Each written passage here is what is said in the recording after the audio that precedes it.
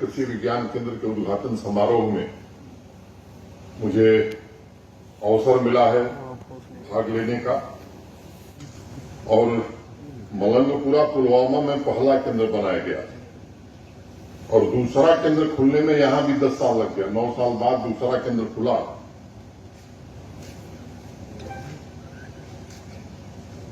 मैंने प्रदर्शनी देखी है किसानों की भी और कृषि वैज्ञानिकों की भी।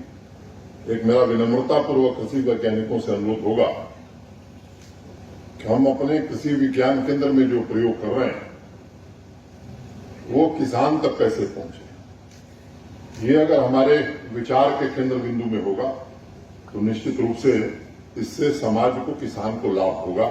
ये मैं आप सबसे निवेदन जरूर करना चाहूंगा।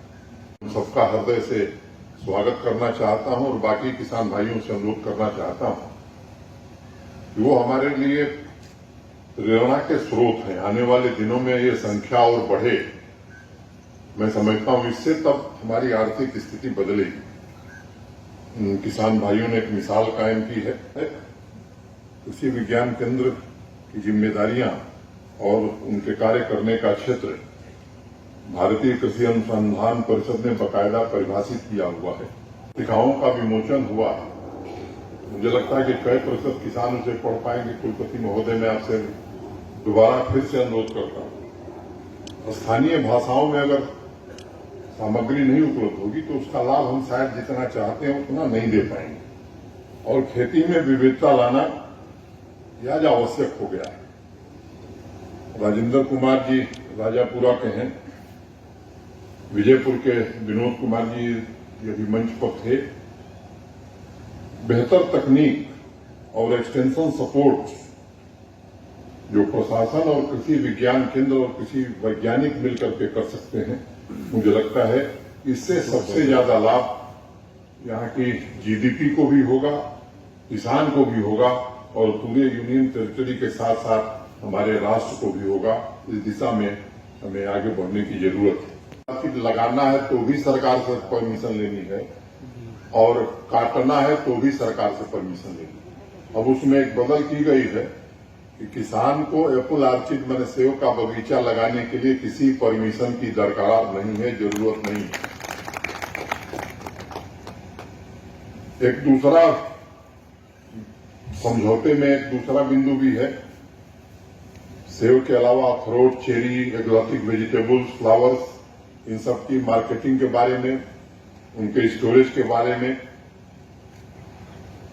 3 कोल्ड स्टोरेज बनाने का भी एक समझौता हुआ है। कल सपोर्ट वहां एग्रीकल्चरल साइंटिस्ट अपने किसानों को सबसे ज्यादा दे रहे हैं।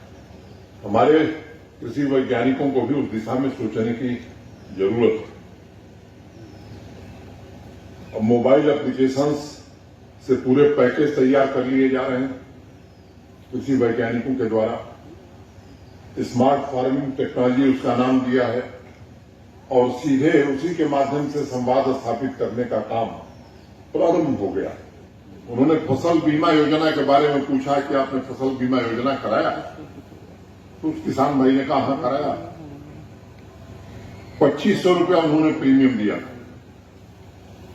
प्राकृतिक आपदा के कारण उनकी फसल को बड़ा नुकसान हुआ और उस किसान ने ही प्रधानमंत्री जी को बताया कि 50,000 रुपया हमको बीमा कंपनी ने प्रदान किया। तो एक बड़ी राहत। अपनी जमीन पर किसान स्वयं ही खेती करेगा।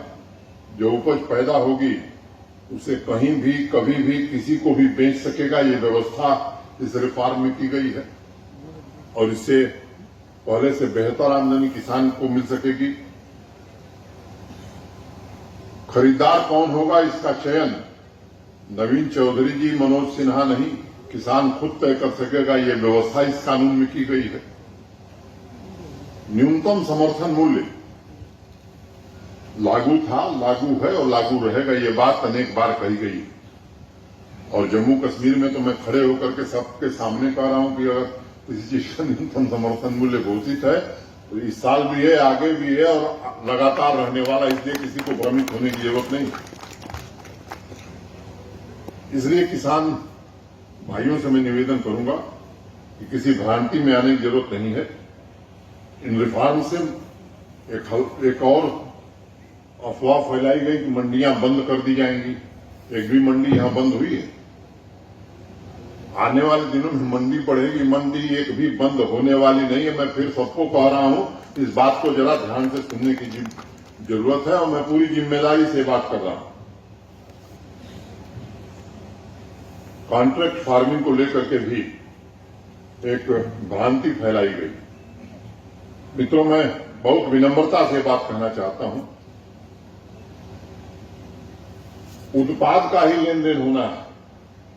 जमीन किसान के पास थी, किसान के पास है और दुनिया की कोई ताकत किसान से जमीन नहीं छीन सकती है। ये मैं बहुत जिम्मेदारी से बात कहना चाहता हूं और यही है ये नया रिफॉर्म। 26 दिसंबर को देश के सम्माननीय प्रधानमंत्री श्रीमान नरेंद्र मोदी जी स्वास्थ्य विभाग की एक योजना जम्मू कश्मीर के हर नागरिक के लिए लॉन्च की। उसका नाम है आयुष्मान भारत सेहत नाम। और इस बार जो इंडस्ट्रियल पॉलिसी बनाई है भारत सरकार ने, डेट ऑफ नोटिफिकेशन से लेकर के 2037 तक 17 साल की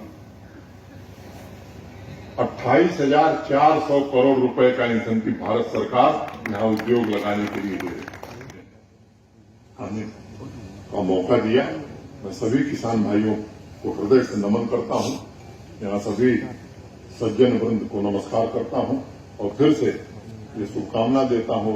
उम्मीद करता हूं कि कृषि विज्ञान केंद्र सांबा इस इलाके के किसानों के भविष्य को संवारने में अपना पूरा योगदान देगा। की तरफ से अपने सभी अतिथियों का आगे जाए और विचार आदान प्रदान करिए जाए डिपार्टमेंट में।